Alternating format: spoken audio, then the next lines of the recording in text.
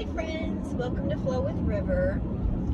So today I think what I would like to touch base on is the blood type diet. So the blood type diet is, the author is D'Adamo, and I remember getting the book back in the early 90s when I was just starting to get into cleansing and health and understanding how foods affect our bodies and things like that. And it was a really, really interesting book and a really interesting concept. So the concept of it is that through time we have evolved as a species, and our habits and lifestyle have evolved, and therefore our bodies have evolved to be able to work with our new environments. So for example, blood type O is the oldest blood type there is, and that stems back to, imagine the cavemen, right? So hunters and gatherers. So this was before people were farmers, things like that. So their bodies in the blood type diet for the O blood type is going to be reflective of that. So there's going to be, their bodies can handle a lot of meat, way more than mine. I am blood type A. So, but basically meat and berries, like fruits, and imagine fruits and vegetables that grow naturally. So, so basically fruits, vegetables, and meat for the hunters and gatherers, seeds and nuts, things like that. They're going to have a little bit harder time with things like dairy and grains because, they didn't hang around milking the woolly mammoth to drink its milk, and they didn't raise their own food. That was not a thing yet. So that's the O blood type diet. The next evolution of our species was when people started actually growing their own food. So this is where blood type A comes in. So blood type A is going to be, so this is when we started to grow things like grains and harvest our own vegetables, like planting them, things like that. So blood type A is it's actually considered nature's vegetarian. So that's again what I am. So there's a handful of meats that are I'm able to eat, and then a good chunk of fish. Again, with the O blood type diet, fish is in there as well. So fish and meat. That includes all of those aspects in my vocabulary right now. So with the A blood type, so nature's vegetarian. So we rock the vegetable, fruit, again, a few of those chicken, or a few of the meats, and it's typically the lean meat. So like chicken, turkey, so basically some of the fowl, as well as fish, but not shellfish. They are on our avoids. So then the next evolution of our humankind came when we started being shepherds and maintaining our own animals. So instead of just going out hunting the wild, we started raising things like sheep, goats, cows, things like that. And so that's where blood type B comes in. So their bodies are similar to A, but they can handle dairy a lot better. I feel like somewhat of the meat. Definitely O blood type is the biggest ability to process the most meats. B reminds me of dairy. A is like vegetarian and grains. And then AB is the newest blood type, and it is it's kind of a blend of A and B, but I feel personally like it leans a little bit more towards the A blood type diet. I studied a lot, and I kind of dug into all of the blood types because my family is pretty unique. My dad's an AB and my mom's an O. My brother's a B and I'm an A. So between the four of us, we cover every aspect of the blood type. So how they discovered like this is they look at, and I'm not going to use technical terms right now because I'm not somewhere where I can look that up, but they look at how the foods consumed affect, internally in your body. So I do know that when I was a vegan, which I was a vegan for 7 years, and my body felt personally the best I've ever felt. Also, there's one thing about the blood type diet is also looks at things like exercises. What exercises are better for different blood type diets? So, if you imagine being the hunter and gatherer people, they were used to walking, running, like that. So they're very good as far as like very aerobic things like running and whatever else is super aerobic. For me, for the blood type A, it is more passive.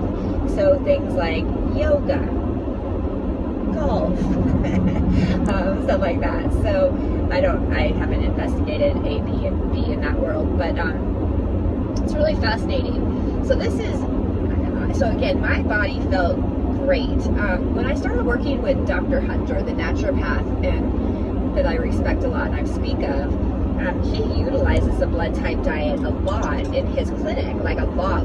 And so he has great results and has witnessed this over time. So, working with him, I was like, but still like kind of, I guess I was kind of not putting a lot of credo. So remember, the blood type diet has 3 categories of food. It has those foods which are beneficial. So that means that they act like medicine in our bodies. They're really, really good for us. There's neutral, which is just one way or the other. And then there's avoid. So the avoid foods act like toxins in our body.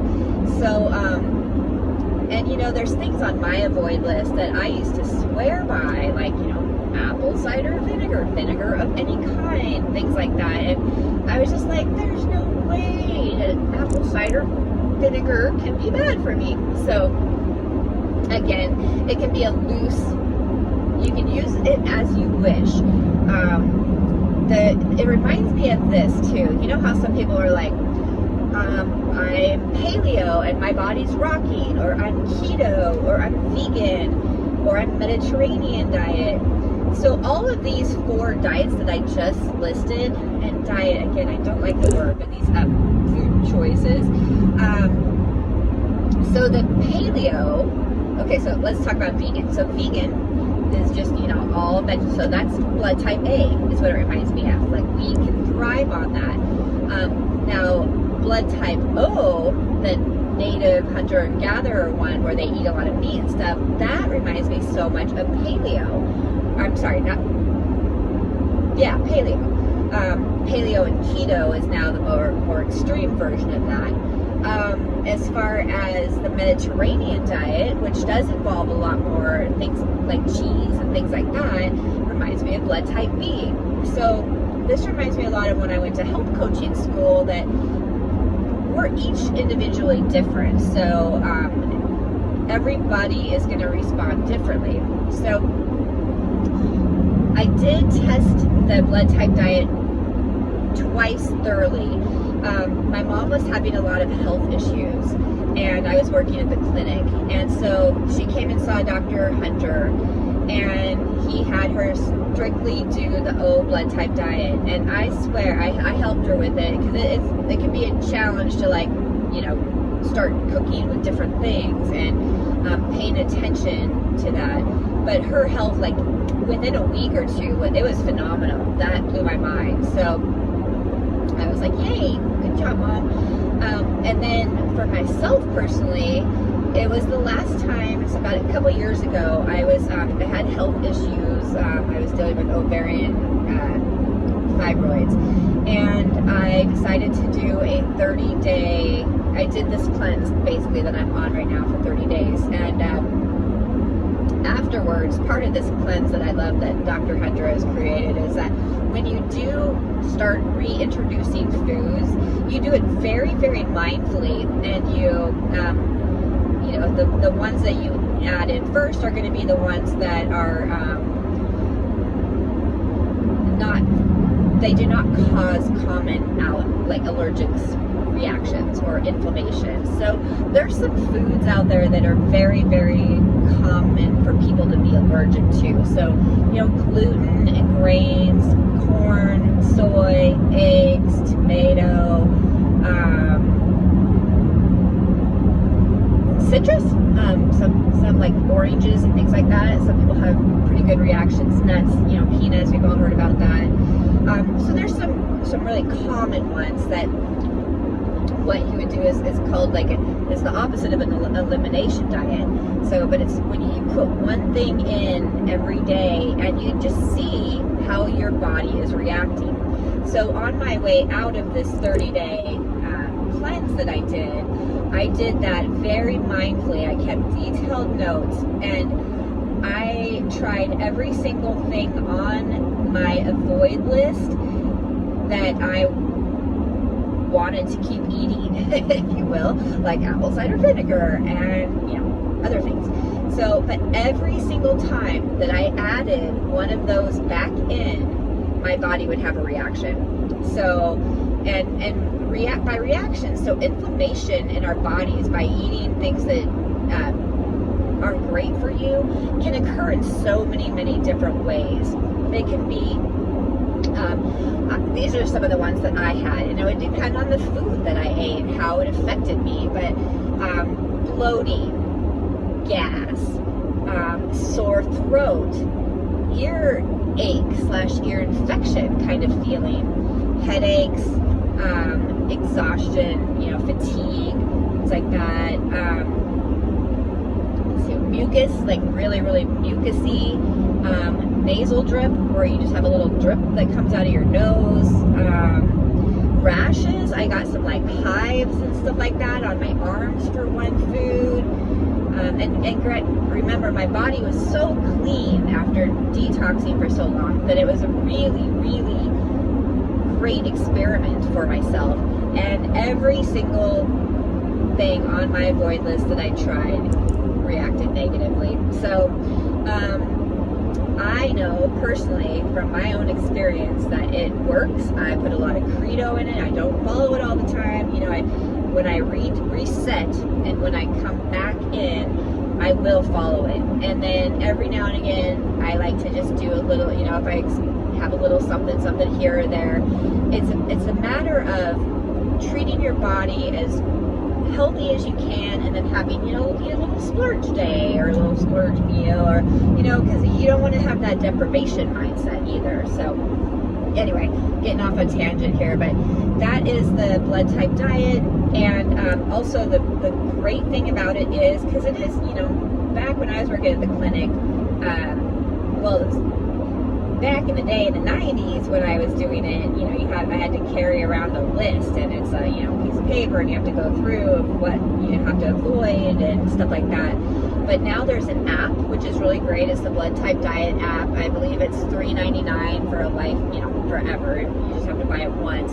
But it's really great because you can put in your blood type diet or your blood type in there, and it will open up to a list, and it'll have like meats, seafood, grains, beverages, dairy, sweeteners, condiments. Like, it breaks them into categories, and then when you open it up, they're arranged in beneficial, neutral, and avoid. It also has a Google spot where you can just put in the food and it'll instantly populate. The other great thing is if you're doing this in a family, is it has a spot where you can enter all of the people in your family's blood type. So, and then you could hit go, and it will filter it to what is beneficial for both of you, if there's just two people, say, or what's on the avoid list for at least one of you. So it's a good way if you want to work with somebody, say my partner's O and I'm A, we can put all the beneficial, we can put that in there, and if we're making dinner, we can just look at that list and know what to avoid for both of us, since we'll be sharing food. So that's another great perk of this. So have fun exploring, and I will talk to you later. All right, bye.